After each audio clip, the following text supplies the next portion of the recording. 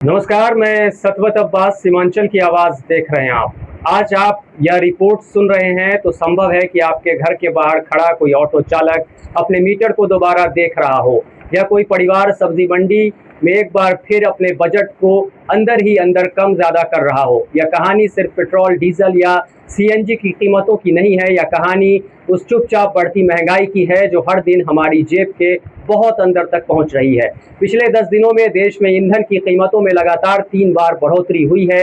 आंकड़े बताते हैं कि पेट्रोल करीब 4 रुपये 74 पैसे प्रति लीटर महंगा हुआ है, डीजल लगभग 4 रुपये 82 पैसे और सीएनजी करीब 4 रुपये प्रति किलो तक बढ़ चुकी है। ये आंकड़े छोटे लग सकते हैं, लेकिन इनका असर बहुत बड़ा और बहुत गहरा है। दिल्ली जैसे शहर में पेट्रोल अब 99 रुपये के पार पहुंच चुका है। कभी जब ये पेट्रोल 70 या 80 रुपए के आसपास था, तब भी लोग शिकायत करते थे। अब 100 रुपए का आंकड़ा जैसे सामान्य बातचीत का हिस्सा बन गया है।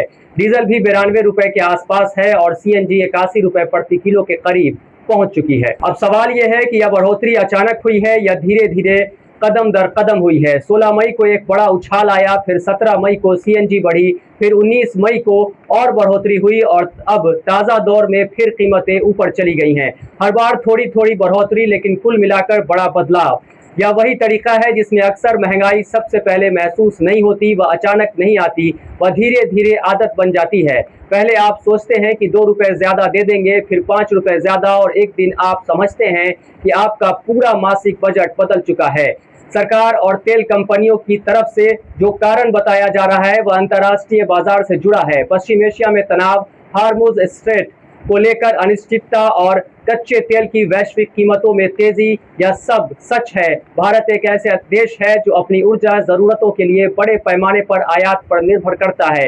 लेकिन सवाल सिर्फ इतना नहीं है कि कच्चा तेल महंगा क्यों हुआ, सवाल ये भी है कि इस महंगाई का सबसे बड़ा बोझ हमेशा उसी व्यक्ति पर क्यों पड़ता है जो सुबह काम पर निकलता है, जो टैक्सी चलाता है, जो माल ढोता है, जो दिहाड़ी करता है। क्योंकि ईंधन सिर्फ एक उत्पाद नहीं है, यह पूरी अर्थव्यवस्था की रीढ़ है। जैसे ही पेट्रोल और डीजल महंगे होते हैं, सबसे पहले ट्रांसपोर्ट महंगा होता है, ट्रक का किराया बढ़ जाता है, सामान एक शहर से दूसरे शहर जाने में ज्यादा पैसे लगने लगते हैं और फिर इसका असर हर चीज पर दिखता है। सब्जी, फल, दूध, अनाज, दवाइयाँ, किराया, यहाँ तक के स्कूल जाने का खर्च भी।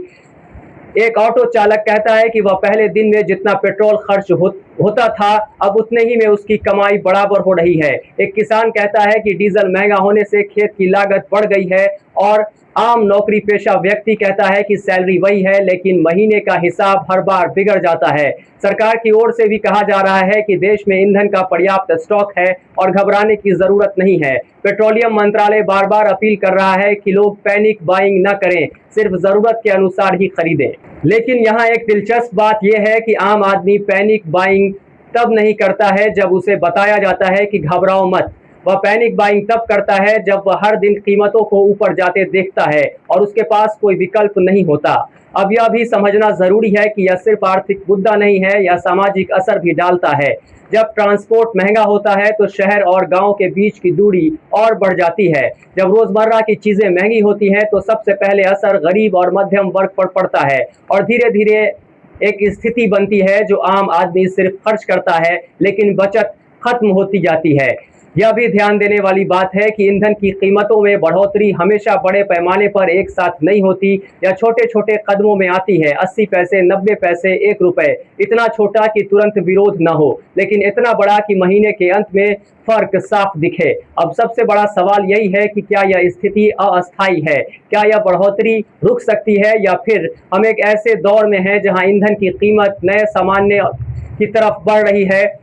क्योंकि अगर अंतर्राष्ट्रीय बाजार में तनाव बना रहता है तो भारत जैसे देश में ईंधन की कीमतें स्थिर रहना मुश्किल होता है।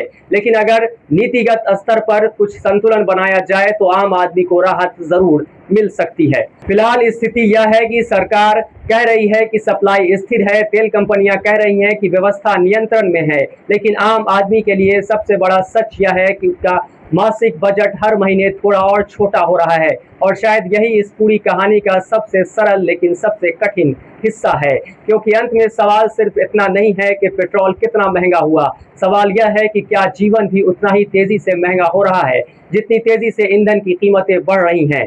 इस खबर में फिलहाल इतना ही। सीमांचल समेत देश दुनिया की बाकी अहम खबरों के लिए आप देखते रहिए हमारा चैनल सीमांचल की आवाज़। नमस्कार। दिशांगंज में शुरू हो रहा है कुछ नया। स्ट्रॉन्ग कॉन्सेप्ट्स, एक्सपीरियंस्ड फैकल्टी और क्वालिटी एजुकेशन के साथ Shri Janya classes, a place to unlock your potential. Admissions open. Batch starting from 10th May 2026. Call now.